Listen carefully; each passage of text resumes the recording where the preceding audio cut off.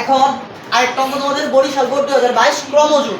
এটা তোমাদের ছোট প্রশ্নের মাঝে আশা করি থাকবে, নয়তো এমসিকিউ নয়তো কোনো সৃজনশীলের ক। তিনটা জায়গায় থাকতে পারে, কিন্তু আমি বারবার বলতেছি তিনটা জায়গায় থাকতে পারে।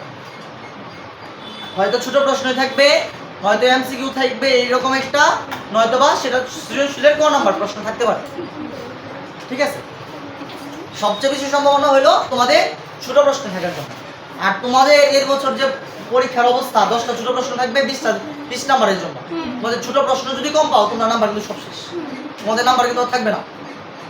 তোমাদের নাম্বার থাকবে, তোমাদের ছোট প্রশ্ন মাস্ট বি তোমাকে 20 থেকে তোমাকে 18 পাইতে হবে, মাস্ট।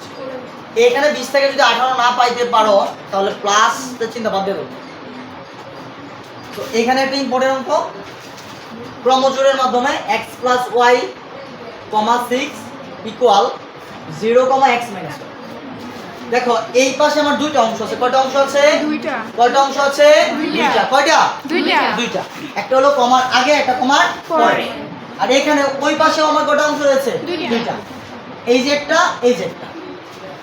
এটা প্রথম অংশ, এটা দ্বিতীয়। এটা প্রথম অংশ, এটা দ্বিতীয়।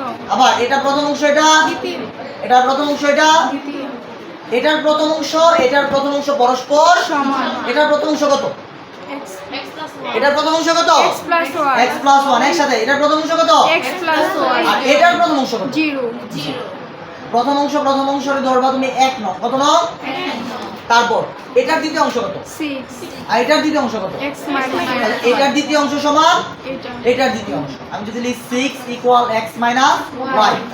এখন দেখো 1 নং এর মধ্যে x - y এই পাশে ছিল না, তো 2 নং এ তো ওই পাশে চলে গেছে। আমি যদি এবার একটু উল্টায় লিখি x - y = 6, সমস্যা আছে কোন জায়গায়? এটা কয় নং? 2 নং। এখন ক্রমজোড়ের অঙ্কের প্রথম শর্ত দেখতে হবে, ক্রমজোড়ের অঙ্ক যে করতে হবে দেখতে হবে x এর মান অথবা y এর মান সমান আছে কি না। কেন? x এর মান অথবা y এর মান সমান আছে কি না, এটা কেন দেখতে হবে? প্রশ্ন আছে না এখানে? এটার কারণ হলো আমাকে হয়তো x কে বাদ দিতে হবে, নয়তো y কে বাদ দিতে হবে। কি বললাম? হয়তো x কে বাদ দিতে হবে, নয়তো y কে বাদ দিতে হবে। না হলে তো x কে যদি বাদ দাও তাহলে তুমি y এর মান পাবা, y কে যদি বাদ দাও তাহলে কার মান পাবা? x এর মান পাবা। সেজন্য হয়তো x কে বাদ দিতে হবে, না হলে y কে।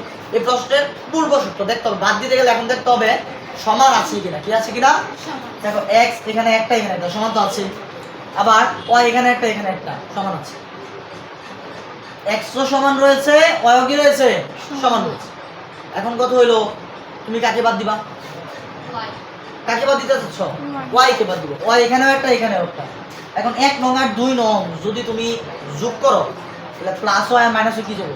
কাটা। তাহলে কিন্তু y বাদ চলে যাবে। আর যদি বিয়োগ করো তাহলে তো এই মাইনাস কি হয়ে যাবে? প্লাস। তখন এই y কত হয়ে যাবে? 2y হয়ে যাবে। সেজন্য আমাকে কি করতে হবে? 1 নং থেকে 2 নং কি দিতে হবে? বিয়োগ দিতে হবে। 1 বিয়োগ 2 হতে পাই। সরি, 1 যোগ 2 হতে পাই। 1 নংটা কত জানো? x + y সমান কত? 0। 2 নংটা কত? x - y সমান কত? 6। তারপর দেখো যোগ করব আমরা, -y + y, এখানে একটা x, এখানে একটা x, কি x? 2x। 0 লগে 6 যোগ করলে তো 6ই। এখন আমরা যেন কার মান বের করব? কার মান বের করব? যার মান বের করব তাকে কি রাখতে হবে? যার মান বের করব তাকে কি রাখতে হবে? তাহলে আমি x কে যদি একা রাখতে চাই, x কি উপরে একা আছে? না। x কি উপরে একা আছে? না। x এর সাথে কি রয়েছে? 2। 2 যদি এই পাশে থাকে তাহলে সে একা হবে না। তো 2টা ওই পাশে নিয়ে যাব।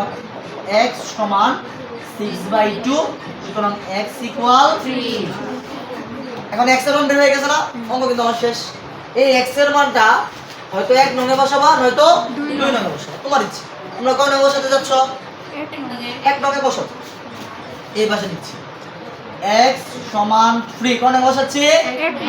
1 নং এ বসাই। 1 নং এ বসিয়ে তাহলে 1 নংটা আগে লিখতে হবে, তো পরে মান বসাবো। 1 নংটা কত? x + y = 0। তারপর x এর মানটা বসাও, 3 + y = 0। এখন আমি যেন কার মান বের করতেছি? কার মান বের করতেছি? কার মান বের করতেছি? একটু আসছে। তাহলে কার মান বের করবো y, তাহলে y কে কি রাখবো একা, y ইজ ইকুয়াল কত -3, কারণ y কে একা রাখতে হলে y তো একা না এখানে 3 প্লাস y, তাহলে y দিকে প্লাস আছে ওদিকে কই যাবে সুতরাং y ইকুয়াল, সুতরাং x, y সমান, আগে x এর মানটা অবশ্যই লিখতে হবে, x এর মানটা কত 3, তারপর y মান হলো মাইনাস। ক্লিয়ার না? সমস্যা আছে কোন জায়গায়? কোন জায়গায় প্রবলেম আছে? নাই। প্রবলেম হলে আমাকে বলো, ঠিক আছে?